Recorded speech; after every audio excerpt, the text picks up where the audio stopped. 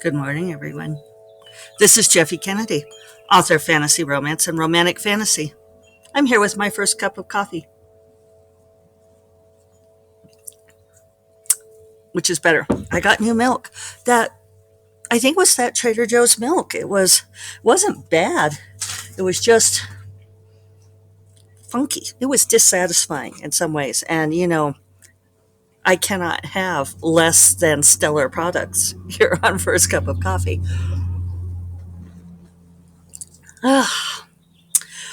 It's a dampish, though sunny, morning here in the Great Barber.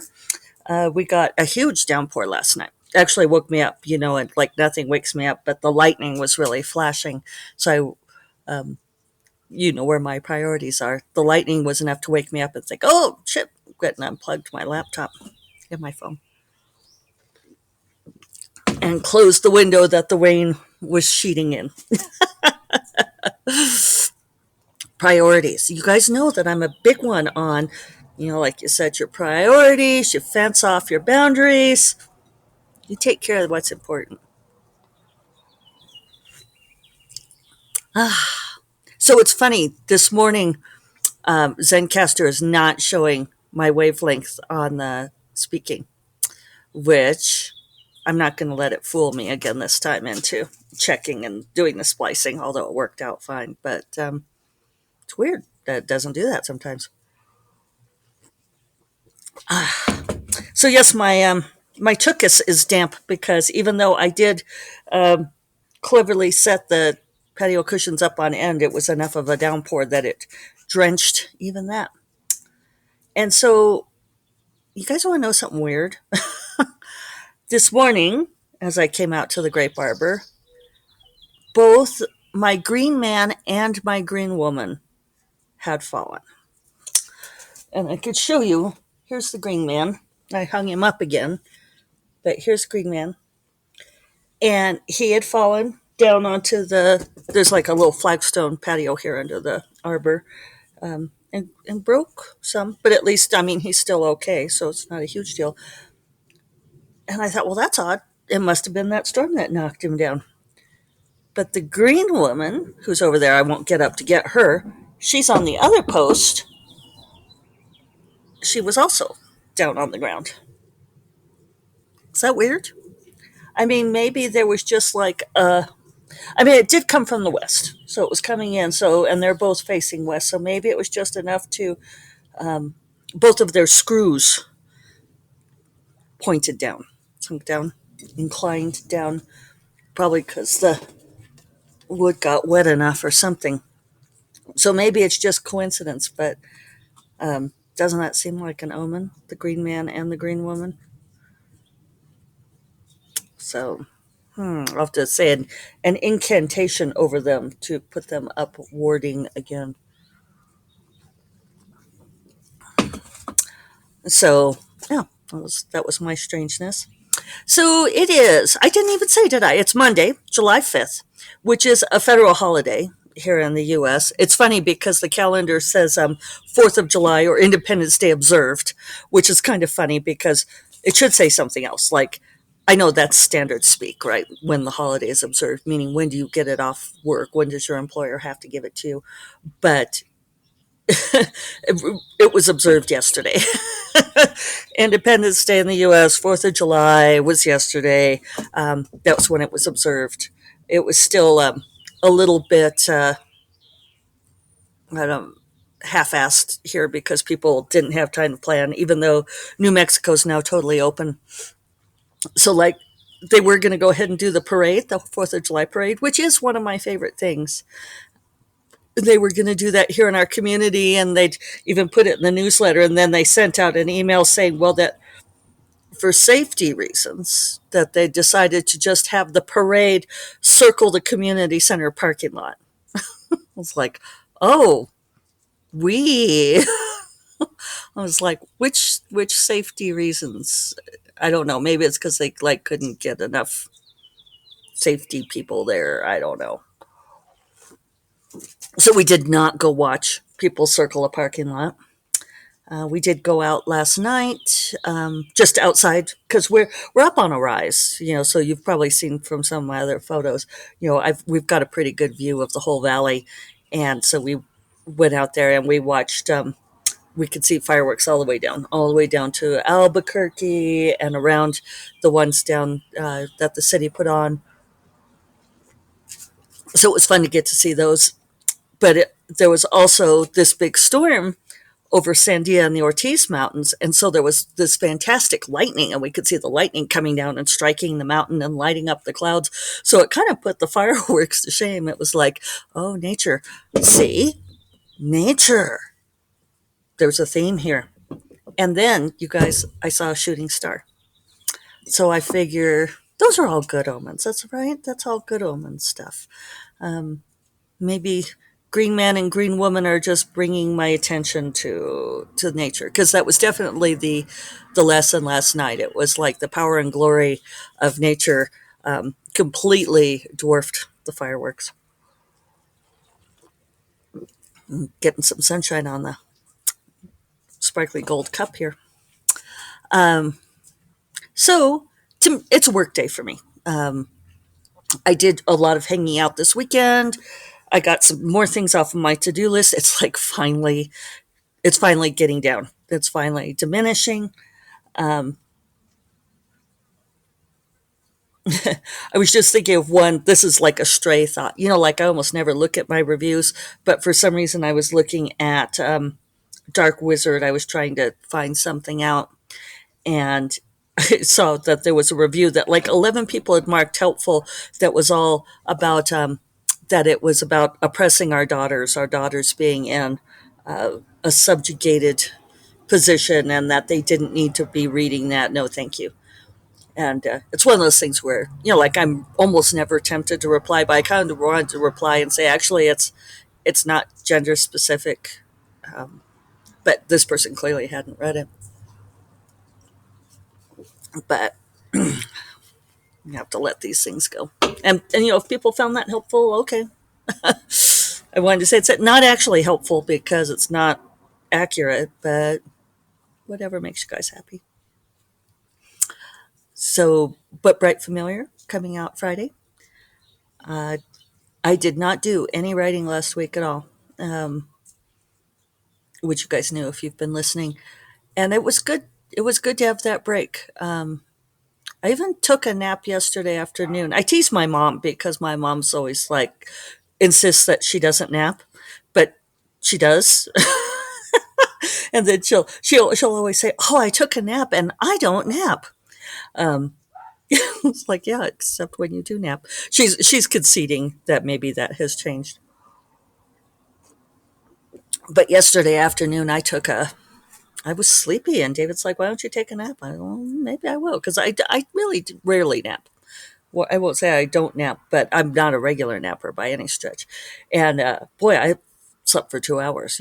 That really deep afternoon nap where you like wake up all disoriented. But it was good. It was rejuvenating. And David's like, "Well, you've been working very intensely. You've been working very hard, and maybe that's what it comes down to." And that could be. It's just putting this focused effort into the books. That could be. And what was it? Oh, I also finished crunching all the royalty statements for June and so forth. They're not completely in. There'll be holiday weekend. Some of the stuff from the agencies might still straggle in this week. But I have officially, so far in the first half of 21, I've made as much money writing as I made in all of 2020. Yeah, that deserves a little hooray. Um, it just makes me feel so much better.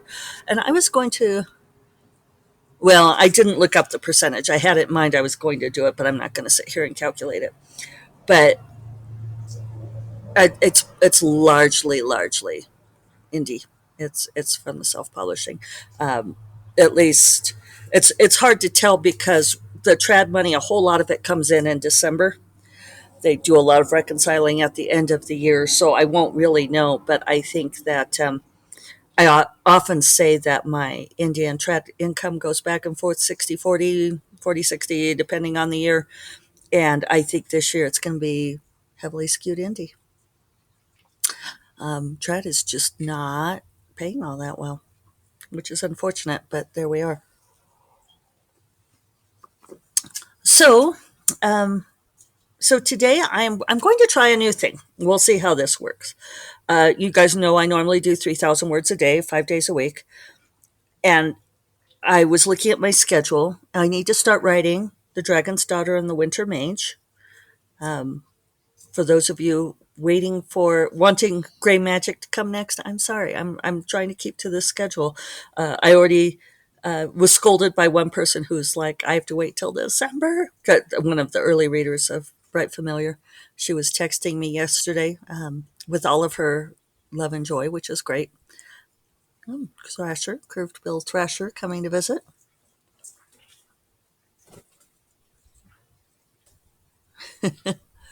Coming to get grapes, probably. You're raiding the grapes before they're even ripe. That's hardly fair. Oh, but that's what she's doing, too. Huh. Oh, well. It's not like we eat them ourselves. Oh, you know what? She's actually visiting a big spider web and stealing an insect out of it. That's smart. Yeah, yeah. Make those spiders work for you. Anyway, uh, this reader was texting me wonderful things about Bright Familiar. She said that she didn't text me the night before because she was feeling stabby about having to wait until December for the next book. But so it goes. Can only write so fast, and I am trying to do multiple things. So, anyway, I looked at my schedule, and what I'm going to try to do, because I do want to do this V project, I think that that could be, it's something I want to write, and I think it could be a good moneymaker. Um, and, like in another week, I'll tell you guys what it is. I just want to make sure I'm actually going to do it. So, I'm thinking what I'm going to do is I'm going to do 2,500 words a day on Dragon's Daughter and the Winter Mage and 500 on the V project. So I'm not going to go over my 3,000 word a day limit, but see if I can divide it between two things. If I do that, I should have no problem getting Dragon's Daughter done on time if I stay on schedule, and I can also do V project. So and if as long and that way I would be able to keep up with V project if I do that. Even if I do just like 1,000 words a week on the V project, you guys might be able to guess what this is. Then I would be able to keep up with it. So there's that. Let's do earrings, and then I have a little bit of advice to share. These earrings were also my mom's, and they are Mignon Faget, who is a New Orleans jeweler, and these are wonderful little silver seashells. Aren't they pretty? And these are real silver, so that means I can actually wear them all day, even the posts. And they come with, I didn't put on the other jewelry, but they come with really pretty um, black seed pearl jewelry strands with little tiny silver shells. And I really love these. I think I got the jeweler name right. I might try to look her up and put the link in the notes. Tohi agrees. Is that an agree or disagree? I don't know. So, one thing I want to talk about is I spoke with a new client, a new author coaching client. And so, like not somebody I'd ever met before. And we did sort of our introduction. We did the build your own package deal. So we just did the introductory phone call where I had gone and I looked at everything she was doing and gave her some opinions on where, because her career is not going the way she wants it to go. It's not books aren't selling, and so she's doing the thing where she says, I've tried everything, and I'm following all of the advice and nothing's working. And so I was sort of giving her the overview of all the things that I thought that she could do, what would be most important. But one thing that stood out to me, and this is something I want to mention, I probably have mentioned it before, but I hear this a lot from various writers, especially newer writers. And I'm sure that there are a few people out there that this works for. But in general, I think this is a bad practice. And this is having family edit your stuff. Bear with me, because I know you're all, those of you who are doing this, I know that you're going to say, but yeah, she mentioned that her husband edits all of her stuff for her, and that he's an engineer who doesn't read fiction, but he has a very exacting and analytical mind that he brings to the process. Does anyone detect a problem here? Setting that aside, let me tell you a little story. As you may or may not know, I studied martial arts for many, many years, and we taught Tai Chi classes. We taught weekly Tai Chi classes. We had several different ones. Um, One was a regular class that was also our training class that we would occasionally have new people come into. And then we also did outreach classes through the university. And particularly in the outreach classes, they would go for 6, 7 weeks during the semester, and like on Wednesday evenings. And so we would get people who we would often get families. We would get friends, but we would get couples or mothers and parents and children, you know, of a certain age. I think that we had a rule that they had to be at least 15 or something. But people who are like, oh well, let's do something fun this winter. Let's take Tai Chi, which is great. But we would do stuff where we would work as a group, and then we would also pair people off to do exercises. And we were always telling people when they paired off, we're like, please work with someone that you don't know, which was really hard to get people to do. People don't like doing that. But there was a good reason for this because, I mean, inevitably, people, I'm talking like you could win money betting on this, that every time like a husband and wife or a parent and child or sibling and sibling paired off, this family dynamic would kick in where they would start instructing each other on how to do it. Um, they would be critical of each other, and they would be like, no, no, you have to do it this way, and all of this. And this is not something that happened with people who didn't know each other. It didn't even happen with people who were friends. It was always if there was some sort of family relation. It's a thing, you guys. It's this dynamic that kicks in, and we did this for years. We taught this class probably for 10 years, and it was like clockwork. And we would even have to intervene, especially between spouses, where we would like mix up spouses and say, okay, everybody switch and work with someone else, because they were getting nothing done. It was totally unproductive. This dynamic was completely counterproductive. I think that this same kind of thing happens when you have family or spouse, which is the same thing, right? Found family, acquired family, um, edit your work. It's not that they don't have wonderful brains. It's not that even if you have someone who loves to read exactly in your genre and they have wonderful, insightful things to say, they are not reading you. They're not reading your work with an objective eye. They're reading it as their spouse or their parent or their child or their sibling who wrote this thing. And there are other factors that come into play. And I don't think it's productive. I really don't. And whenever I talk about this, I inevitably get someone arguing with me and saying, well, my husband, my wife, my sister is my first reader, and that's been true all along, and they are wonderful. And it's like, okay, if you really believe that, um, that's great. Maybe it's working, but I don't see many instances where it is. And when I see someone who is struggling with their work not being where they want it to be, almost always they mention that their first reader is a family member. So this is my advice, and I know it is unpopular advice, but if you are trying to get your writing up to the next level and you have someone who is in your family, my straps are falling down here. If you have someone in your family who is your first reader or who is your editor, I know that's really hard to get let go of, but I would suggest at least trying once, skipping that step, and just see what happens. Find somebody else. Find someone who is not related to you. Um,